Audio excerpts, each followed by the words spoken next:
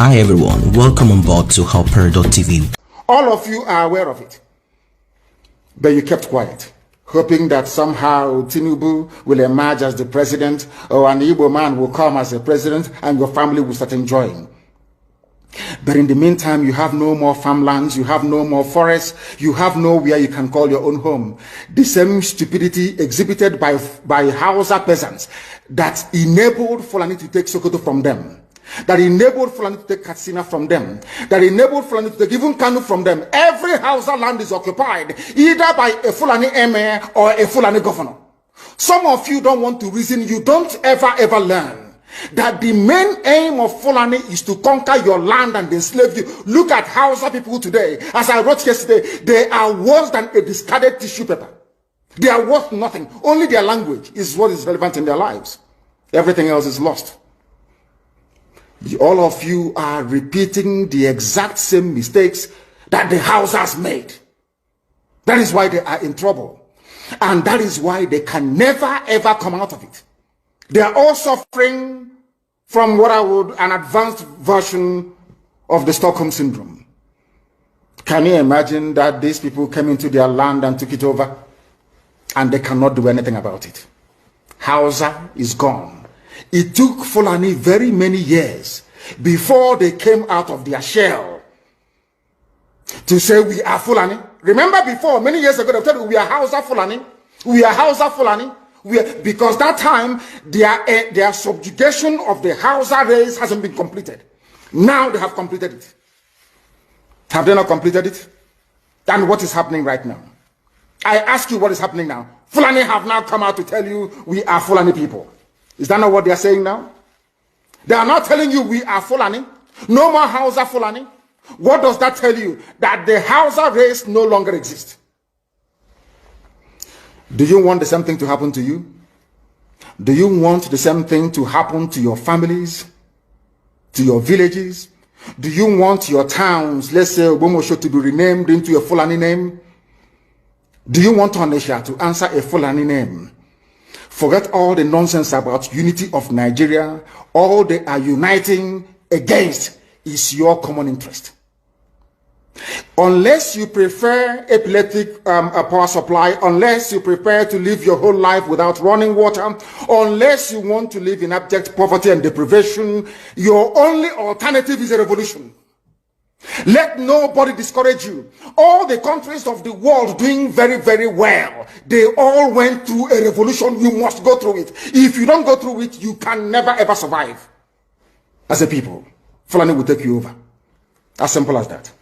This very day, we are making it known to the whole world that the Muslim extremist dictatorship masquerading as a secular democratic government must be demolished. It must be demolished for you to survive.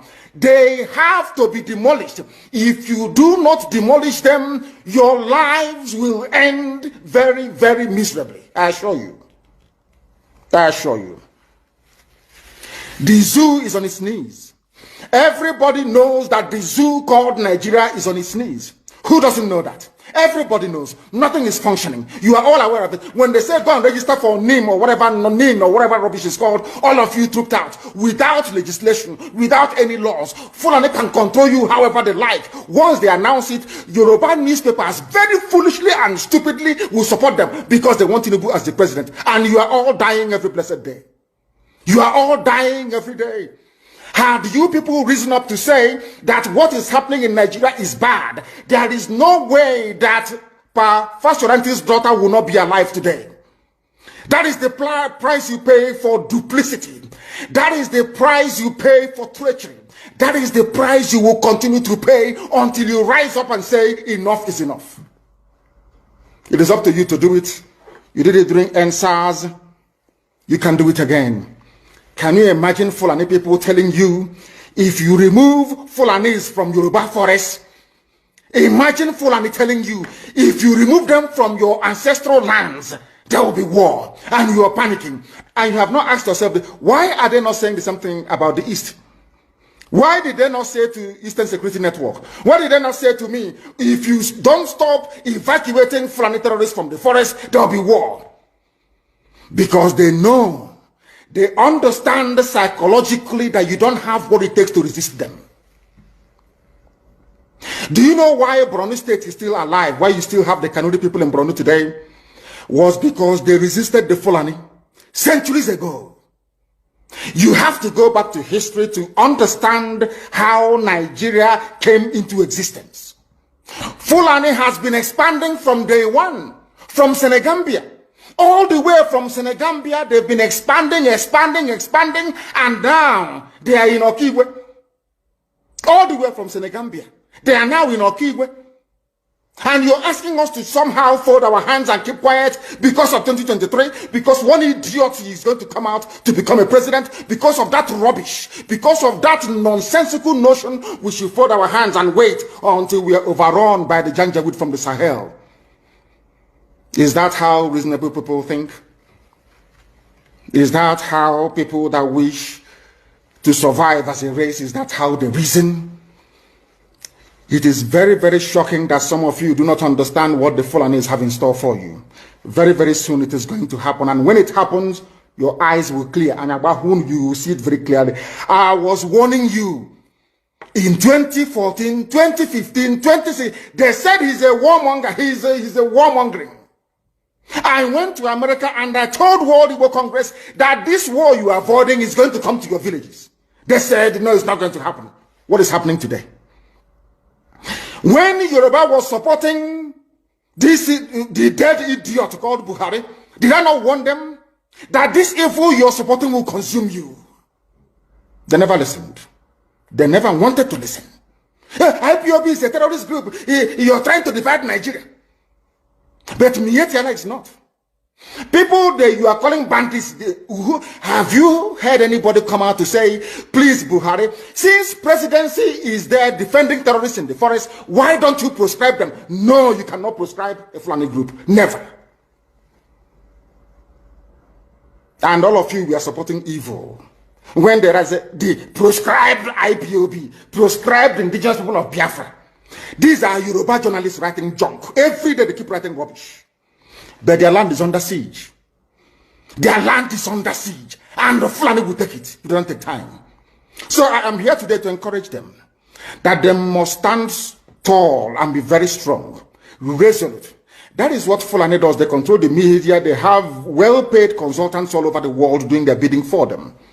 They have that woman at UN trying to lobby the world that everything is okay in the zoo called Nigeria. But you and I know that the zoo is not okay. You and I know the game plan of the Fulani.